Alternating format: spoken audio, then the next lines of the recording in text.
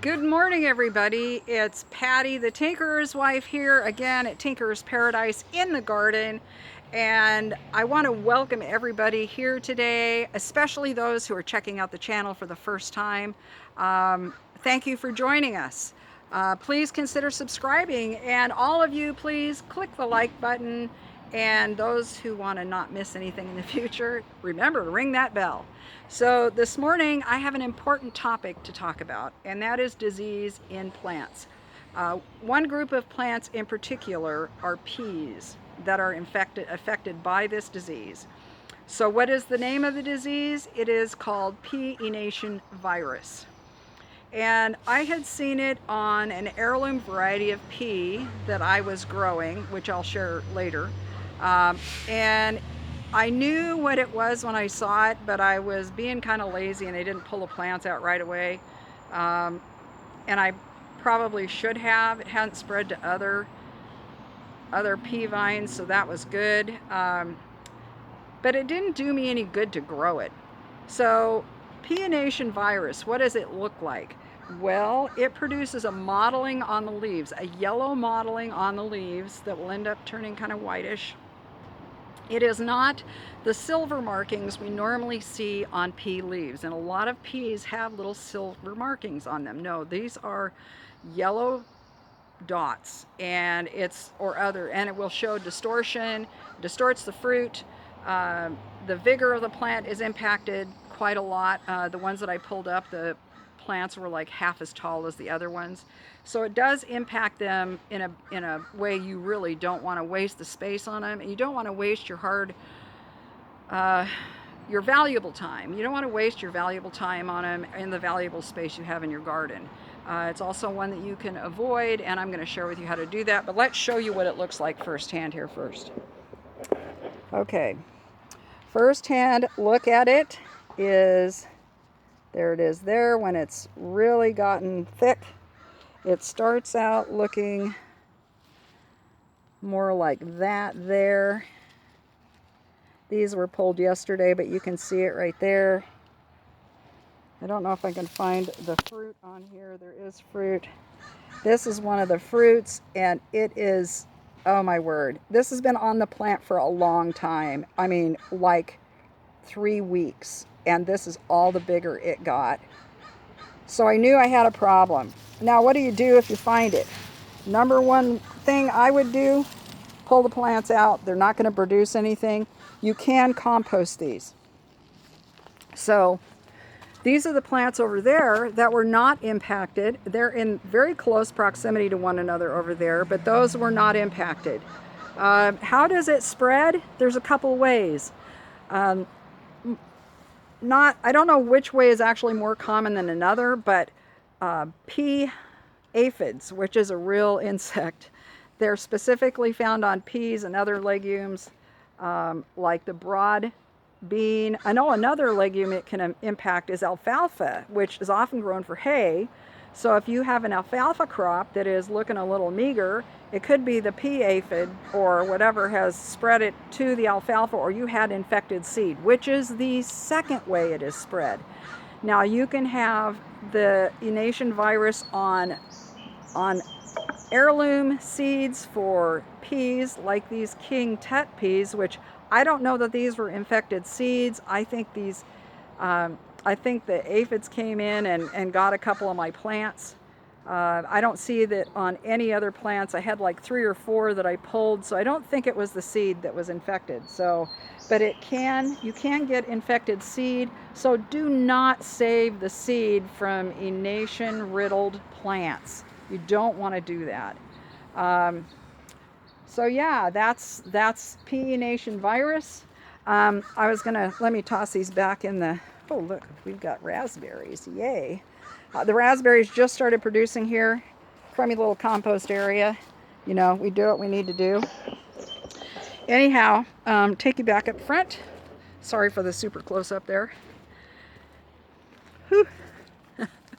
So we have varieties that are Enation free, and one that is a potting pea that's Enation free, that is a very good like a potting that, you know, snap pea, sugar snap pea that we often call them, are the Oregon Sugar Pod 2, which are these here. And I have several. You can actually see this better from the other side. I should go around. I will. These plants only get about 3 feet high. Sorry for the bobble there. They only get about 3 feet high, but there are several peas on there. There's one big fat one there. I already ate one this morning, and then there's 2 more there and another one there. They're just starting to really put on, and they'll continue to go and grow and go until it gets super hot here. The couple of days of hot weather here might slow them down a little bit, but they'll get going again when it cools off. Now, let me get this set up again here somewhere. Go over here. Sorry, this is kind of a bobbling around thing I'm doing here. The sun is coming up, so it makes it a little challenging. Okay, the types of the types of peas that are resistant to it that I know of are Oregon Sugar Pod, or the Oregon Sugar Pod 2 is one. The other one is green sugar. There may be other ones that have been produced on the East Coast or the Midwest that I'm not aware of. Please share those if you know of them. I will be looking for them. The canning type Prospector and a variety called Corvallis, developed here for our Pacific Northwest gardens, and which I am in a zone 8B here in Portland. Varieties that you can freeze, those are the ones that you freeze the actual peas of. Citation, there's a list here. Almato, Freezer 50, Aspen, Perfect Freezer 60, Mohawk, Aurora, Trident, and Night. So, if you have and love to grow your heirlooms, there is a way that you can grow them that will help reduce the amount of incidence of virus. And that is to plant them as soon as you can. Now here in Portland, I can plant my peas as early as mid-February, which I often do. This year I did not. And they recommend here that you plant them up through the end of March, but don't go past that, because normally the aphids start really getting heavy in April. When all that nice succulent green growth comes, the aphids just explode. So it's better to do it when there isn't a lot of leaf around for aphids to hang out on. And these aphids can be on legumes, in our lawns, in the weeds in the area, especially if you're in the country. You know, the alfalfa that's growing wild somewhere, other things can host the aphids. And they're not the only aphids that carry it. There are actually here that I'm aware of, there's 7 other varieties of aphids that also can be vectors. In other words, insects that come and aphids have little piercing, sucking mouth parts, and through that piercing and sucking, they transmit the disease because they actually poke leaves. That's how come leaves get distorted when aphids attack them. Just another little insect note there. So that is what's going on in the garden right now as far as things you need to know about, that I'd really hope that you would watch over. It would benefit you. And if you know somebody that's having trouble with their peas, if you're at a friend's house, if they grow broad beans, the same thing. I think that chickpeas might also be in this. I'm going to do a little bit more research, and I will put updates in the community section of my YouTube page, so go look there. I may post it also on Instagram, because I do both, and so you'll know. So anyway, let's take a quick look and see what else is going on in the garden. We haven't had an update for a while. I haven't really posted for a couple of weeks. So here we go. And we will start right here, because I'm looking at a really fantastic trellis full of this bean is the Triofino Violetto. It is an Italian bean. It is purple. It is virtually stringless, and it is really growing high. Now, had this been growing in the ground, these are 2 feet tall, by the way, these lovely boxes that my husband built for me. it would be a different story. This would just be reaching the top, but you can see it's all, I think it's probably 3 feet above the top actually. But I love it. Isn't this gorgeous? This is why these candle panels are so amazing. I love them for beans. This box I did not grow anything in, and I'm glad I didn't. I don't need that box. I might change my mind before the end of summer. Looks like I'm going to be here a little longer than I anticipated, but you know, hey, it is what it is. Oh, my little rosemary here. If you live in a wetter, cooler climate like I do here in Oregon, this is ARP rosemary. It is a reliably hardy rosemary for our area. The other one, Gold Rain it's called. Its another name is Joyce DiBaggio. That's the name of the wife of Thomas DiBaggio, the famous herb grower who has some really good books out. He's no longer with us, but a really wonderful man. Borage doing well. Lemon verbena is huge this year. And this hot weather, it is going to really be good. The Yeti nasturtiums, my little Rondanese squash back there. Lots of nasturtiums. This bed was late planted on purpose. I need to move this. There we go. Now you can get some sun. These are my eggplants. Another tomatillo. I've got tomatillo. I'll talk about volunteers in a second. I've got volunteers everywhere. And I'm not sure what these are, but they don't look like a weed, so I'm letting them grow. And these are the Lisa peppers, and this is all the bigger they are. Now this one, if these do not straighten out, these leaves, I'm going to pull this plant. This is another Lisa, and I'm growing these because they weren't really very available, and I kept after Baker Creek, especially after Ben Vinson's "Oh, these are the sweetest peppers I've ever tasted" thing that he posted on their video. This is a plant I grew last year. It is Okinawa spinach, and you can see that purple leaf. Longevity plant is another name for it. It does have a variety that is not shrubby. This is more shrubby. The other one is more ground cover. And it is plain green, easy to grow, and actually lived over in my compost heap. So I have like 2 or 3 plants of it now. I'm very happy with that. The cucamelon are starting to grow. The white cucumber here is starting to grow. I'm waiting for cucumbers to come up over here and sunflowers along there. These tomatoes are the ones I started from seed, and they're doing really well. I plant basil at the feet of these, and they're doing pretty good. This one's bending over for some reason. I probably need to water these. But anyway, my husband came up with this little ingenious pole thing that we did last year, and I'm going to try and do it again this year. I was thinking that if I have to move before I have tomatoes, I've got a way to move them here, but I need to figure out a way to stabilize the posts in there so that they don't collapse and the tomato be damaged. So anyhow, that's that. Some other scented geraniums over here, and then some carnations and chives and oregano, other things growing there. If you like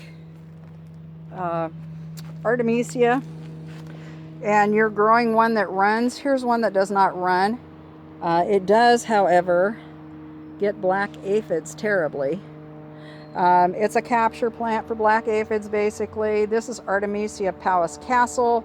It is only done from cuttings. It has that wonderful fragrance that wormwoods do have. All Artemisias are wormwoods. And then here is underplanted underneath this beautiful golden culinary bay is the feverfew that was self-sown. Let me see, what else do I have over here? And this is the King Tut Purple Pea, and this is the one that got the virus. And these you can see are beautiful. They're doing fine. I'm not concerned about them. I'm concerned about the fact that it's leaning way over. And one of the things that happens here is that plants grow to the south, and this is facing south where I'm looking now. I wanted to show you this though before I show you the rest of that. This is one of those gray poppies, and poppies are cool the way they nod their little heads over as this develops and gets longer. It seems to get a little heavy, and it will eventually straighten up.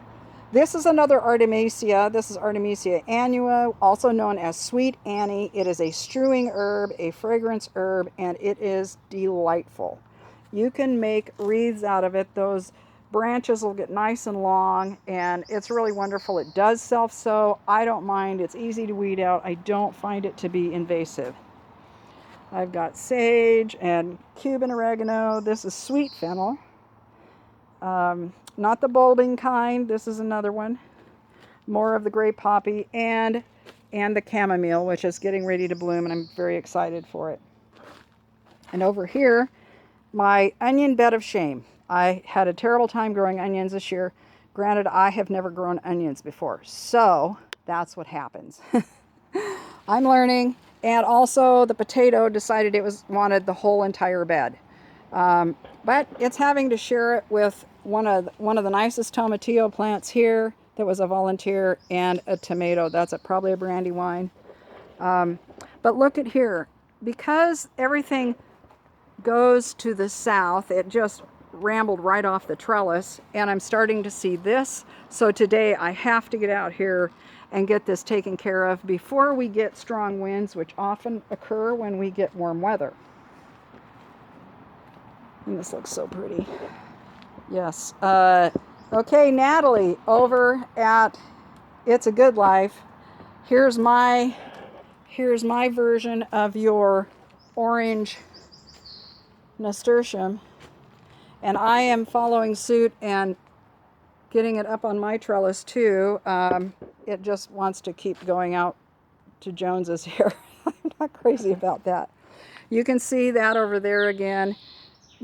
These are more of the volunteers. I've got cosmos and some other flowers in here, just keeping this flowers. Oh, these guys here. These were spent pansies that I cut back and planted in here, and you can see they've only been in here about a week and a half, and they are doing so well, and they're even producing blooms.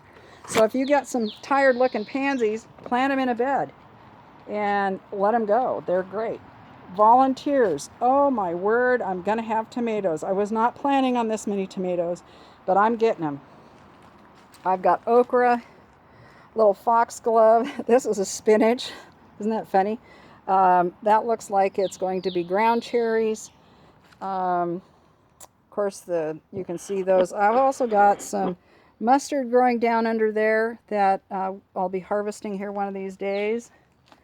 And I've got basically, this is a regular tomato, probably a slicer. That one over there looks like it's going to be a paste tomato. And these two are definitely cherry tomatoes. I have no idea what kind they are. Beets, lettuces, the Linux lettuce, which is a really nice red lettuce. The kale, this is the red Russian, or ragged jack as we call it. And this guy here, beautiful, beautiful. All of these volunteers came up in this garden the beginning of April, and it was 60 degrees. This soil was 60 degrees when I took its temperature to 8 inches down. Now, it is a tall bed in a sunny, protected location, and it really helped. And what helped keep that heat in were these crazy trees. See those branches? They go almost to my fence line behind me. So anyway, another kind of cool plant I have that I'll be talking about here one of these days is this beet here.